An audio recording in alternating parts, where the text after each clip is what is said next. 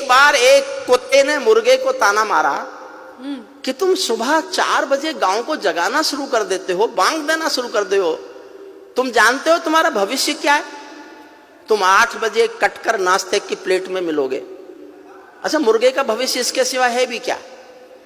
लेकिन कुत्ता ताना मारे मुर्गे को तो मुर्गा चुप नहीं रहता। मुर्गे ने कहा, हाँ मानता हूं मेरा भविष्य 8 बजे कटकर नाश्ते की प्लेट में आ जाना है। मैं गांव को जगाना इसलिए नहीं छोड़ता क्योंकि मेरी मौत को दुनिया में कोई भी कुत्ते की मौत नहीं कहता। काश्मीर जो खुद सूरज के बेटे की राजधानी थी, डमरू वाले शिव शंकर की जो घाटी कल्याणी थी, काश्मीर जो भूमंडल का स्वर्ग बताया जाता था, जिसकी मिट्टी को दुनिया में अर्घ चढ़ाया जाता था, काश्मीर जो भारत माता की आंखों का तारा था, काश्मीर जो लाल बहादुर को प्राणों से प्यारा था, काश्मीर वो डूब गया था अंधी गहरी खाई में, फूलों की घाटी रोती थी मरघट की तन्हाई में, फूलों की घाटी। सल्यूट करता हूं आप, सल्यूट करता हूं। इतने थके हुए विष्णु सक्सेना के खूब थकाने के बाद भी आप ताली बजाने लायक बच गए। क्या बात है।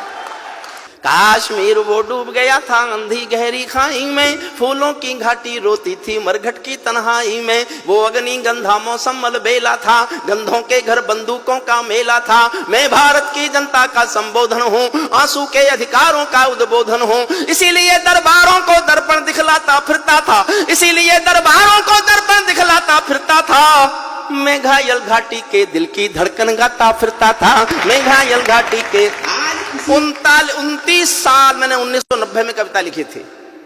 और आदरणीय कठेरिया जी, आपको जानकर आश्चर्य होगा, इस कविता को मैंने 1990 में जब सबसे पहली बार लिखा तो मेरे पहले श्रोता थे श्रद्धेय अटल बिहारी वाजपेयी और श्रद्धेय लालकृष्ण आडवाणी।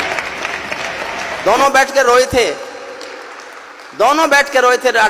वाजपेयी साहब एक बार लाल किले में आए थे और मैं कश्मीर पढ़ रहा था। मैंने उनसे कहा, आप देश के प्रधानमंत्री बन गए और कश्मीर की हालत फिर भी नहीं सुधरी तो इससे भी सख्त कविता सुनने को तैयार रहना। फिर मुझे पता चला वो 6 साल इसीलिए उदास रहते थे क्योंकि उनके समय में तो हुआ नहीं था जो अब हुआ।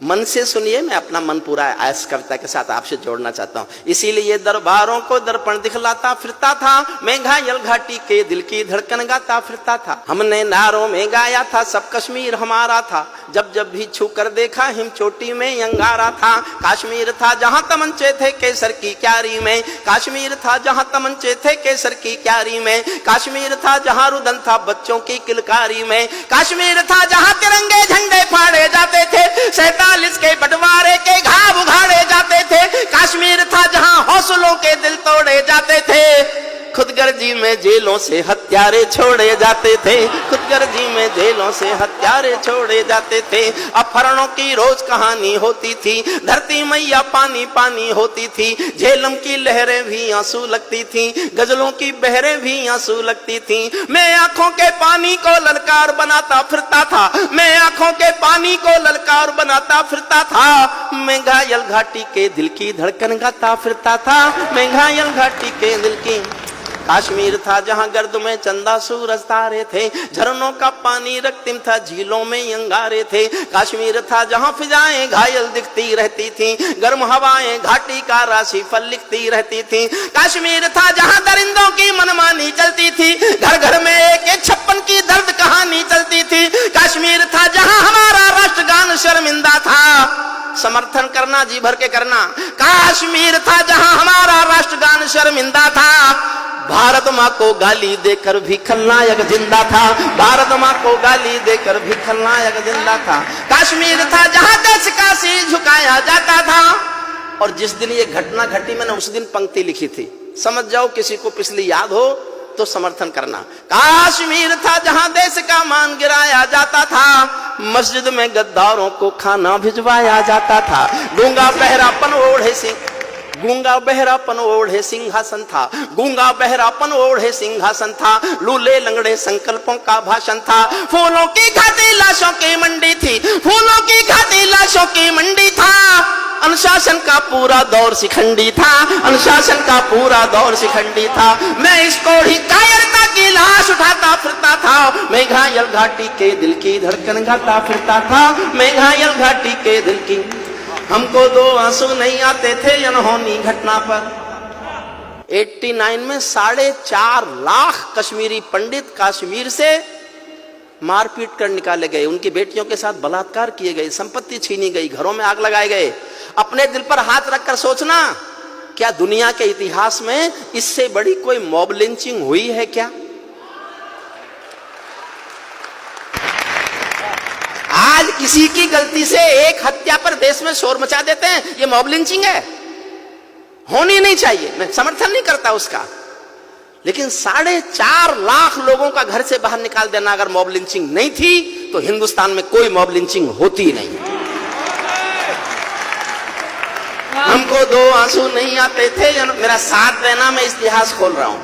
हमको दो आंसू नहीं आते थे अनहोनी घटना पर, थोड़ी सी चर्चा होती थी बहुत बड़ी दुर्घटना पर। राजमहल को शर्म नहीं थी घायल होती छाती पर, भारत मुर्दाबाद लिखा था श्रीनगर की छाती पर। मन करता था फूल चढ़ा दूं लोकतंत्र की अर्थी पर।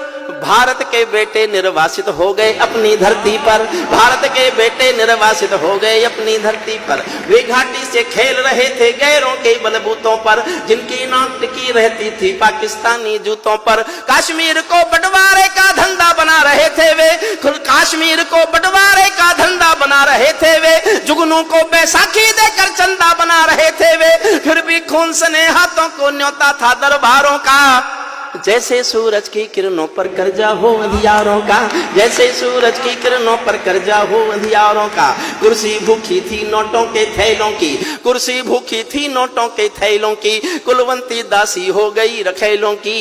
एक नाम लेता हूं कविता में, उसका नाम सुनकर आपके दिल में आदर की, प्यार की, सम्मान की हिलोर उठे तो उस हिलोर को तालियों में बदल देना। कुर्सी भूखी थी नोटों के थैलों की, कुलवंती दासी हो गई रखेलों की। घाटी आंगन हो गई खूनी खेलों की, बहुत जरूरत थी सरदार पटेलों की, बहुत जरूरत थी सरदार पटेलों की। मैं घाटी के आंसू का संतरास मिटाता फिरता था, मैं घायल घाटी के दिल की धड़कन गाता। एक छंद पढ़ रहा हूं साहब। भारत मां को इस समय सोने दो, बड़ी मुश्किलों से इस बहादुर सरकार की कोशिशों के बाद भारत मां सुकून से सोने की हालत में आ गई। वाह वाह वाह वाह वाह, बहुत बढ़िया। मैं एक छंद पढ़ रहा हूं।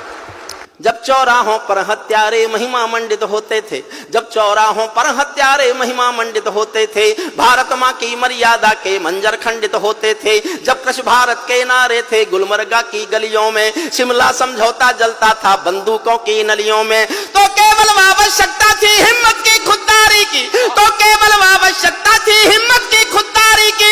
56 इंची सीने में ही आशा थी दमदारी की, 56 इंची सीने, 56 इंची सीने से ही आशा थी 56 इंची सीने से ही आशा थी दमदारी की। संविधान को बदल दिया है घाटी गैर नहीं होगी, जहां तिरंगा नहीं मिलेगा उनकी खैर नहीं होगी, जहां तिरंगा नहीं मिलेगा।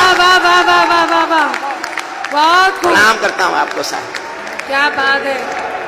इसीलिए आवश्यकता थी हिम्मत की खुददारी की, 56 इंची सीने से ही आशा थी दमदारी की। संविधान को बदल दिया है घाटी गैर नहीं होगी, जहां तिरंगा नहीं मिलेगा उनकी खैर नहीं होगी। जिनको भारत की धरती न भाती हो, भारत के झंडों से बदबू आती हो, जिन लोगों ने मां का आंचल फाड़ा हो, दूध भरे सीने में चाकू गाड़ा हो, मैं उनको चौराहों पर फांसी चढ़वाता फिरता था।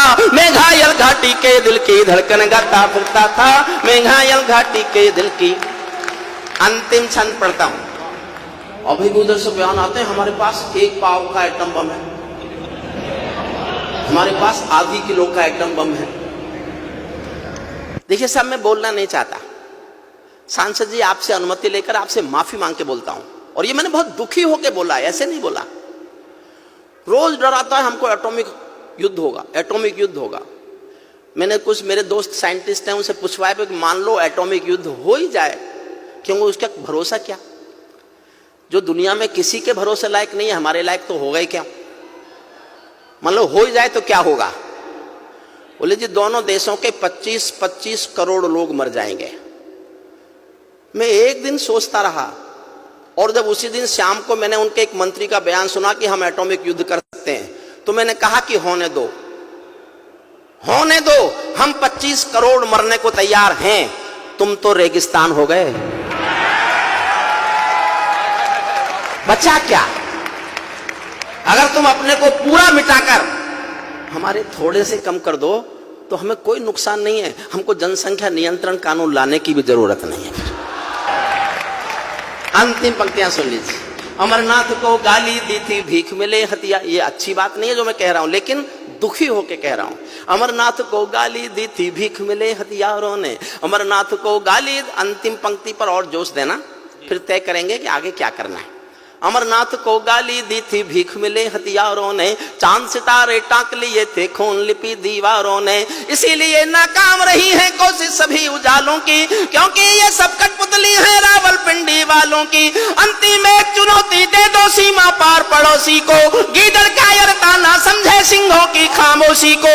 हमको अपने खट्टे मीठे बोल बदलना आता है, हमको अब भी दुनिया का भूगोल बदलना आता है, हमको अब भी दुनिया का भूगोल